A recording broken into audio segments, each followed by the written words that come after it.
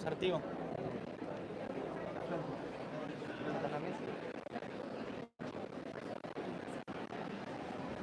Tío, ¿cuál micrófono va a usar? ¿Cuál micrófono? ¿Qué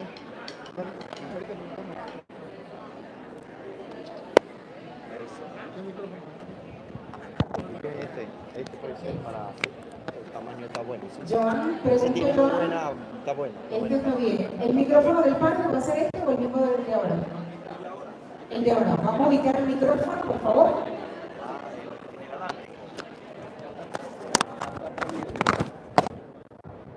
Yo creo que vamos a quitar este para acá, por favor. El padre quiere.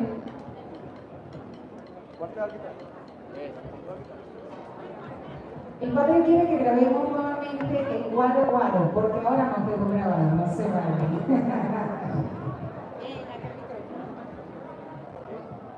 ¿Recuerdan? Guaro, guaro, grandísimo guaro, que me lo haces tú, que me lo haces tú. ¿Sí? ¿Lo recuerdan? Pero vamos a cantar fuerte porque se lo va a llevar grabado.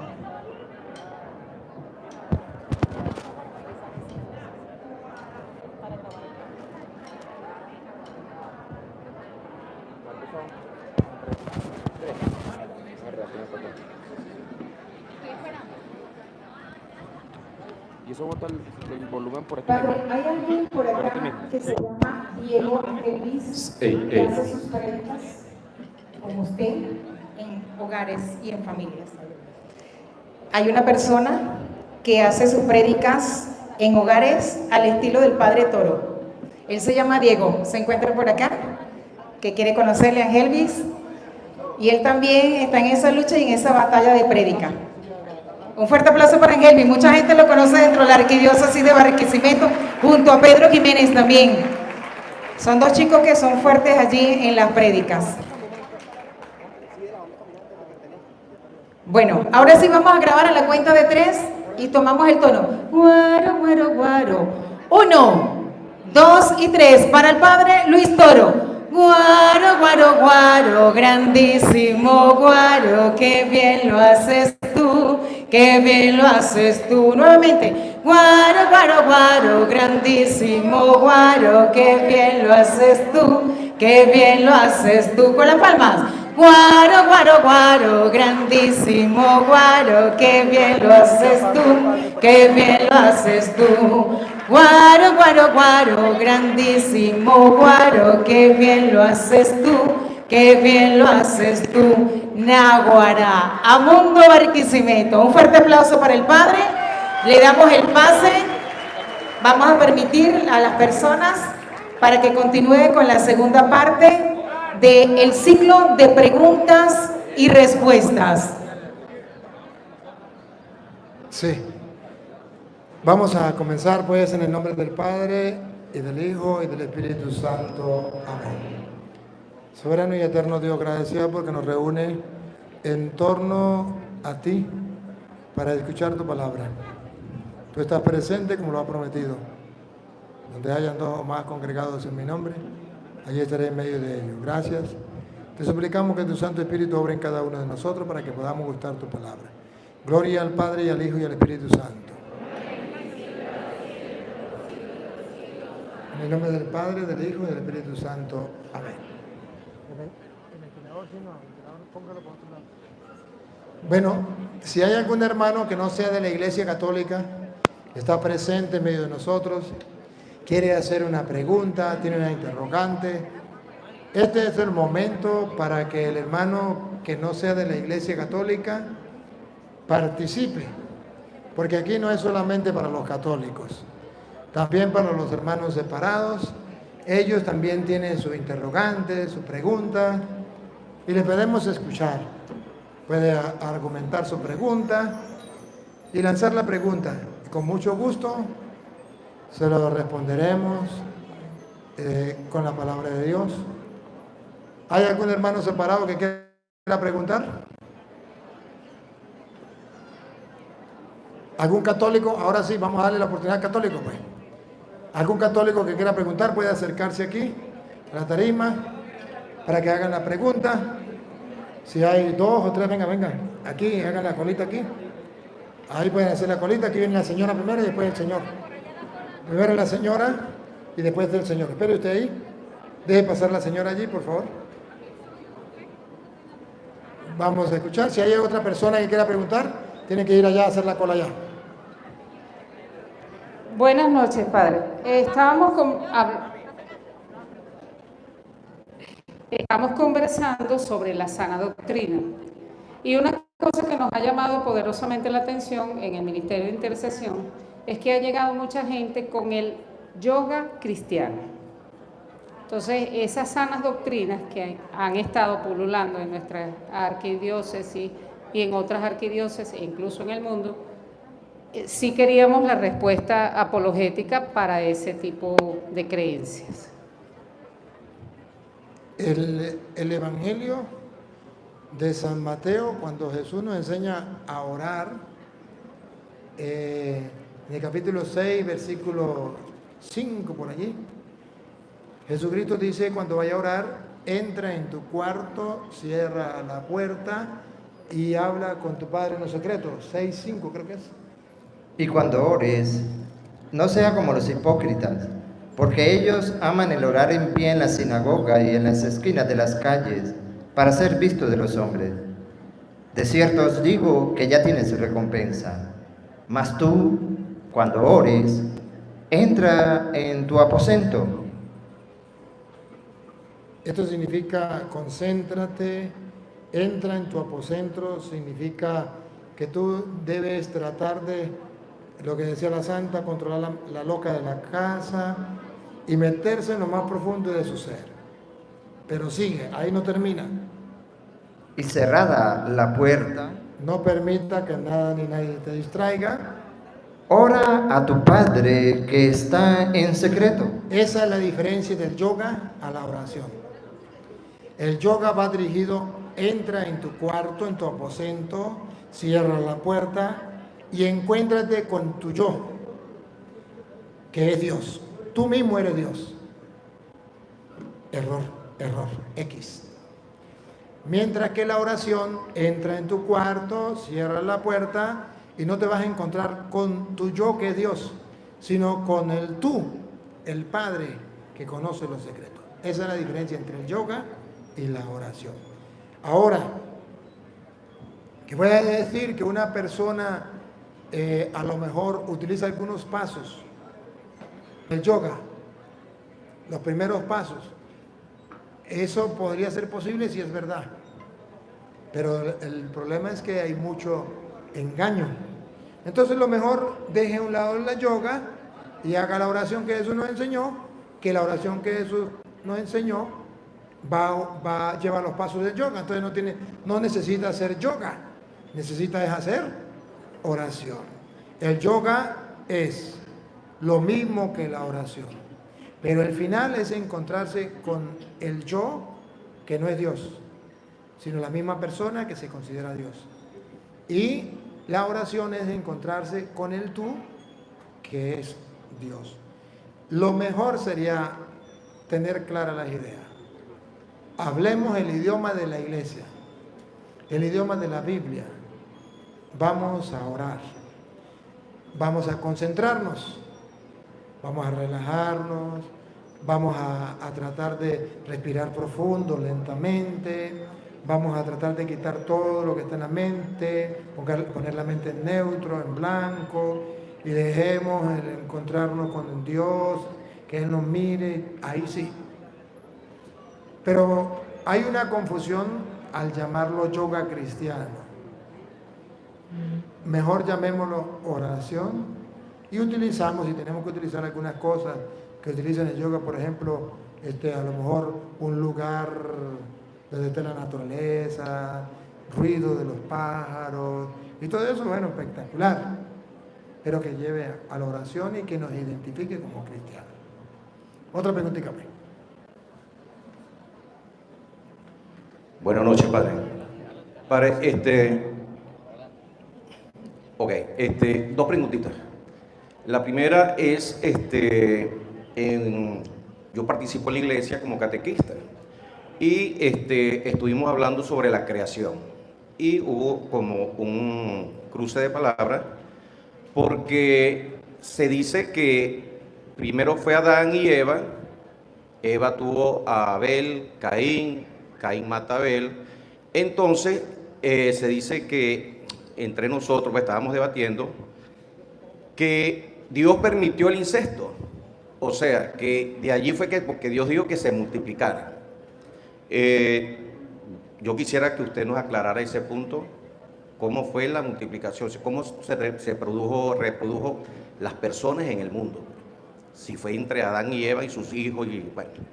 Y la otra es, padre, que yo recibí una invitación, ¿verdad?, para una formación, y fueron unos jóvenes, ¿verdad?, que estaban dando la formación, y la formación trataba de unos temas que eran controversiales en la Iglesia Católica: el aborto, la santería, el género, igualdad de género, y me pareció muy interesante porque sí, eso está en la palestra, pues.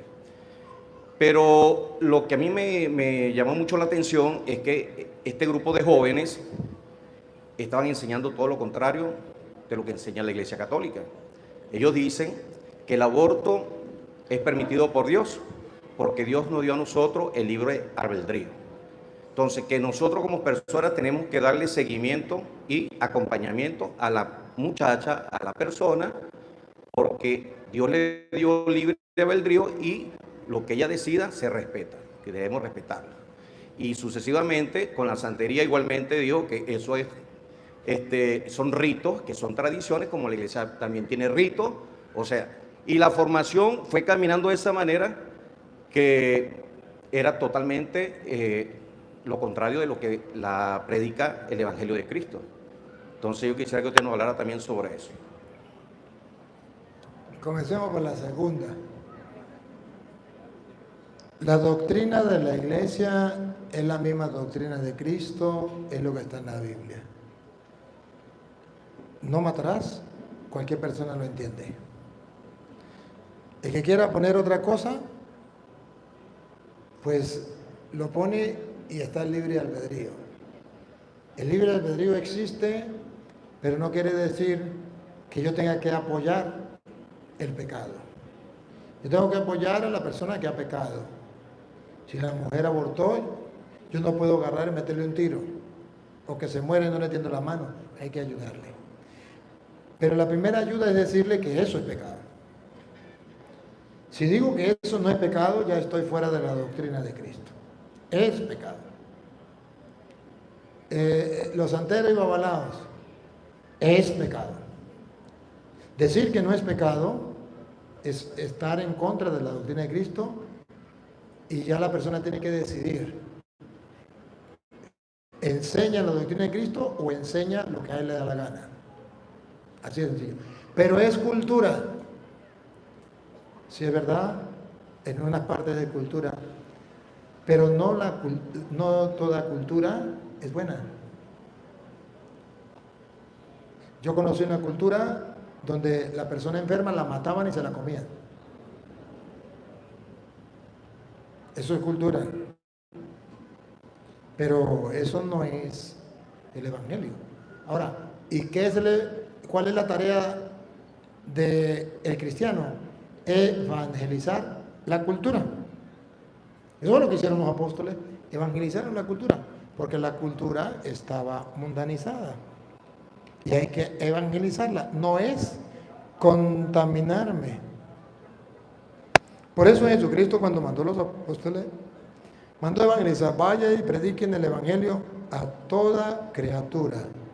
Tengo que ir a predicar el evangelio. El que crea se salvará, el que necesita creer será condenado. Jesucristo mandó a hacer ese trabajo. El trabajo de nosotros no es adaptarme a las culturas humanas.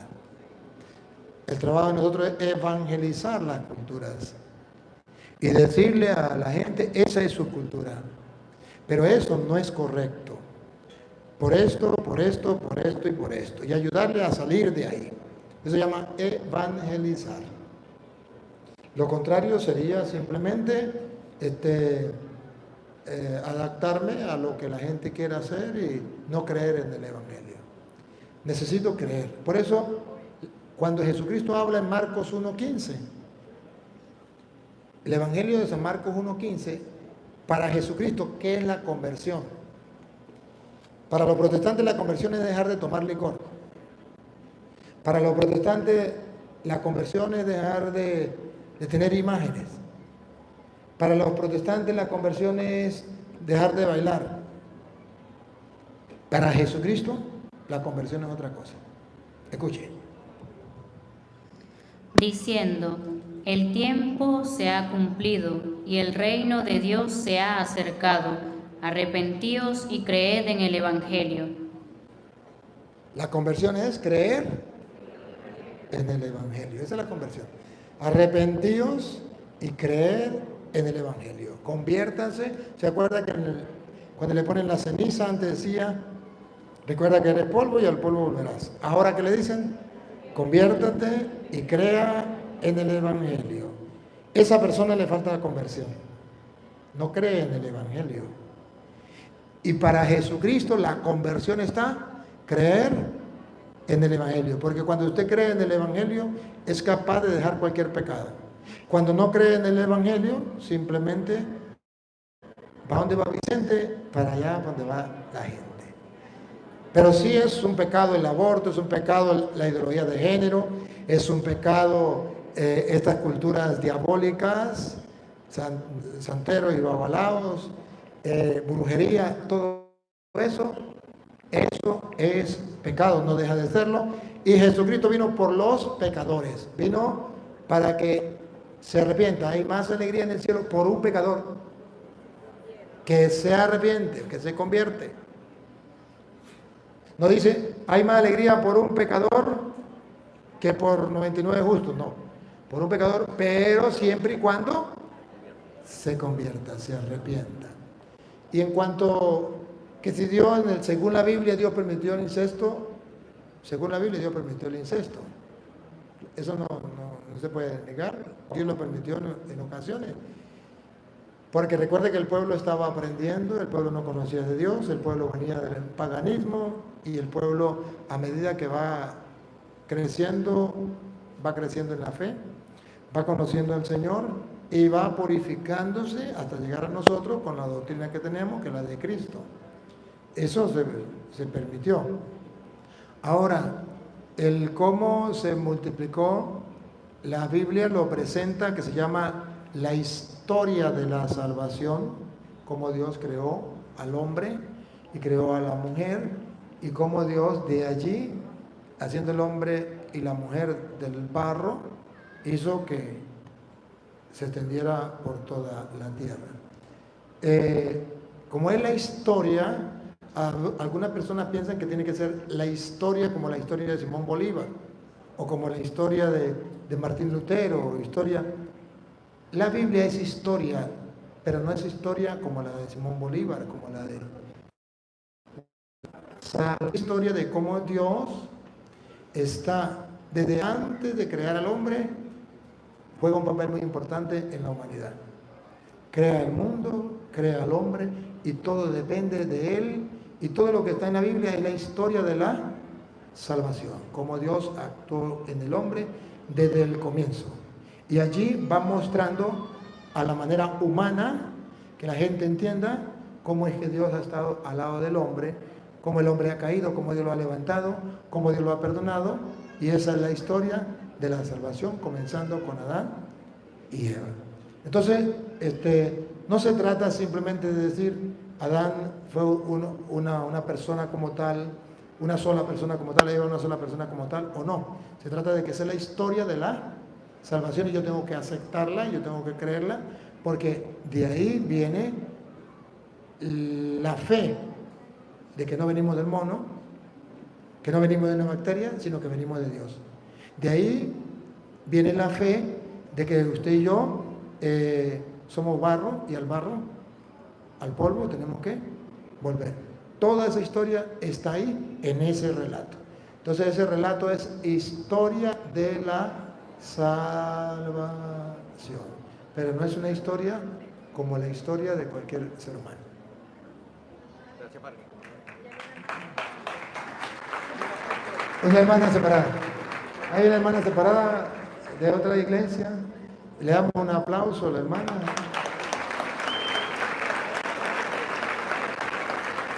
Bienvenida, que la hermana. Hermanita, estamos compartiendo la palabra de Dios y estamos dando chance para que pregunten y den respuesta.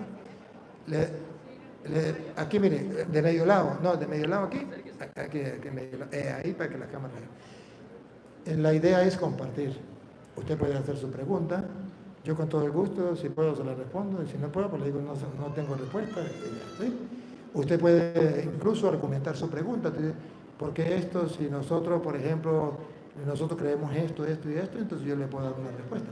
Pero sí me gustaría primero que dijera a qué iglesia pertenece, y para que usted se presente, y si es pastora, por pastora, y si es oveja, por oveja, usted dice, y luego me dice la pregunta, pero vuelvo y repito, usted puede argumentar su pregunta. Yo pienso esto, por esto, por esto y por esto, ¿usted qué opina de esto? ¿O por qué la Iglesia Católica enseña esto, y yo le respondo, ¿sí? Bueno, primero que nada, buenas noches. Bendecida de estar acá. Pido un aplauso para el Padre Toro por estar aquí acompañándonos. De verdad que me siento una mujer privilegiada y bendecida. Pertenezco a las Buenas Nuevas de Caudare, pues sin embargo amo sobre todas las cosas a nuestro Dios, ¿sí? Y a su Hijo, nuestro Señor Jesucristo. Entonces, mi pregunta es un poco tecnológica, porque trabajo con tecnología, y es, ¿qué piensa la Iglesia de lo que es la inteligencia artificial? ¿Hacia dónde vamos? Porque particularmente siento mucho temor de que nosotros, pues, vamos a ser sustituidos por algo, o algunas personas también piensan que posiblemente nos opere algo, o tal vez mi hija se pregunta, pues, descarga un aplicativo y dice que mamá está en casa y que yo soy esa persona. Entonces yo quisiera saber qué opinión tiene la Iglesia de la inteligencia artificial y qué impacto considera usted que va a ser en nosotros, porque yo sé que es una realidad que está más presente de lo que nosotros imaginamos, ¿sí? Y hasta con nosotros.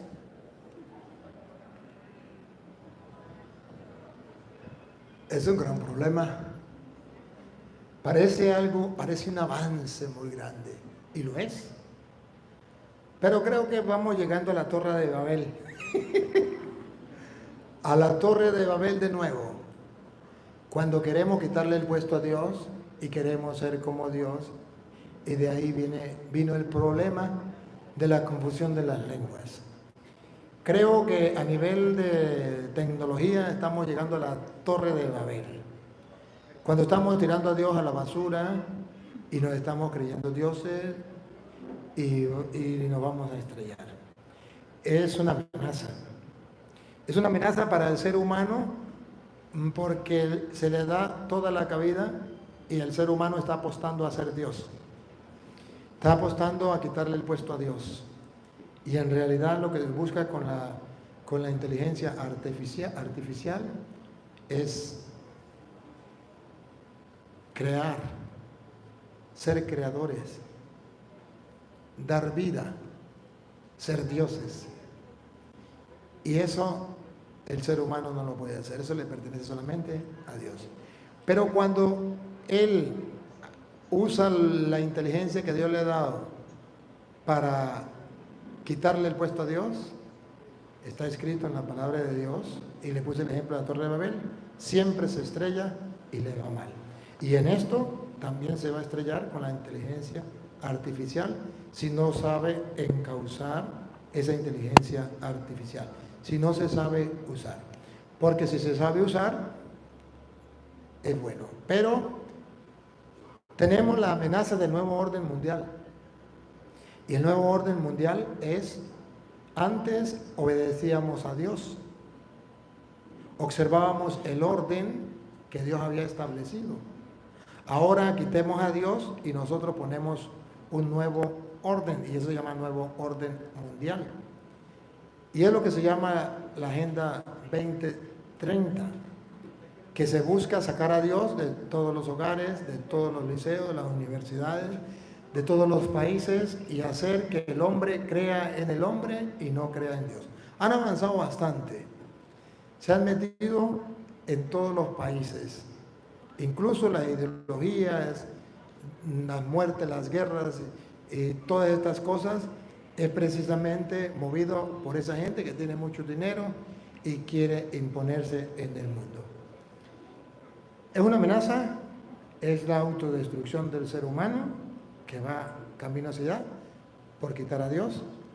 Pero ojo, no me quiero quedar ahí. Quiero darle una esperanza y una alternativa. Eso se puede superar. Y se puede superar de una manera, no más. Que el mundo entero vuelva a creer en Dios. Pero el mundo entero no podrá volver a Dios si no hay quien lo dé a conocer. Decía San Jerónimo, desconocer las Escrituras es desconocer a Jesucristo. El mundo entero no puede conocer a Dios si no hay quien se lo presente, porque la Biblia es la revelación de Dios. Ahí lo podemos nosotros conocer, pero la gente no quiere leer la Biblia. Y de ahí brota la fe. La fe viene de la predicación de la palabra de Dios. Pero hay un círculo vicioso. A ver, ¿por qué la gente no cree en la palabra de Dios? Porque los curas hemos abandonado la palabra de Dios y los obispos. ¿Y por qué los obispos y los curas han abandonado la palabra de Dios? Porque resulta que ellos pasaron por un seminario y los formadores les enseñaron filosofía y teología y no les enseñaron la palabra de Dios. ¿Y por qué los formadores no les enseñaron la palabra de Dios? Porque los formadores vienen de un hogar donde no se leía la palabra de Dios. ¿Y por qué en el hogar no le enseñaron la palabra de Dios? Porque sus padres tampoco le enseñaron la palabra de Dios. ¿Y por qué sus padres no le enseñaron la palabra de Dios? Porque los abuelos tampoco le enseñaron la palabra de Dios. Y el círculo se vuelve vicioso. ¿Y de dónde vienen los curas? De la familia. Entonces, ¿cómo sería para levantarnos de esto? Listo. Que cada uno, sea padre de familia, sea cura, sea monja, sea soltero, sea casado, sea maestro, sea doctor, sea político, sea lo que sea, cada quien se tome en serio que la palabra de Dios, según dice la Biblia allá en Lucas 8:11, la palabra de Dios es la semilla del reino de los cielos que hay que sembrar en tierra buena. Porque una cayó a lo largo del camino, otro te espino y otro te la probo. Pero que tenemos que sembrarla en tierra buena para que dé frutos. Uno es el 30, otro el 60 y otro es el 100. Bueno, yo no me acuerdo cómo era la cosa. Yo no estaba cuando eso. Pero ahí está. Cuando usted y yo sembremos la semilla y creamos en la palabra de Dios, entonces verán, señores, al diablo pasar trabajo. Entonces el nuevo orden perderá todo el dinero y toda la plata. Pero ¿por qué el nuevo orden está haciendo y deshaciendo? Porque la familia no le enseñaron a sus hijos a leer las Sagradas Escrituras. Y cualquiera viene y le roba la poquita fe que tenía en Dios, se la quitaron. ¿Por qué? Porque la semilla no la sembraron. Escuche, 8:11 de San Lucas. Esta es, pues, la parábola. La semilla es la palabra de Dios. Y los de junto al camino son los que oyen. Y luego viene el diablo y quita de su corazón la palabra, para que no crean y se salven. El mundo está ahí. El diablo le ha robado la palabra para que no crean ni se salven. Como usted y yo lo sabemos, ¿qué deberíamos hacer? Sembrar la semilla. Si ustedes no lo hacen, el problema de ustedes, yo lo estoy haciendo. Y lo estoy haciendo para que ustedes lo escuchen, para que lo crean y comiencen a hacerlo. Nunca es tarde, nunca es tarde. Siempre se puede comenzar. Y Jesús, para que siempre comencemos, dijo que una vez el rey mandó a trabajar a unos a las 5 de la mañana, otros a las 9, otros a las 12, otros a las 3 de la tarde y a los últimos a las 5 de la tarde. Y cuando fue a pagar, comenzó por lo de las 5 de la tarde para enseñarnos que nunca es tarde, que siempre se puede comenzar, aunque ya esté al final de mi vida, 5 de la tarde, cuando ya todo ya estoy escarracado ya, viejito, que ya no puedo ni leer, pero no importa, ahí puedo comenzar a hacerlo. Entonces, sí, hermana, estás en lo cierto, pero hay una salida. Creer en la palabra de Dios, comenzar a leer la palabra del Señor, que es lámpara para nuestros pasos, luz en nuestro sendero. Gracias por su pregunta. Si tiene otra, se le puede dar la oportunidad. Gracias. Un aplauso por la hermana.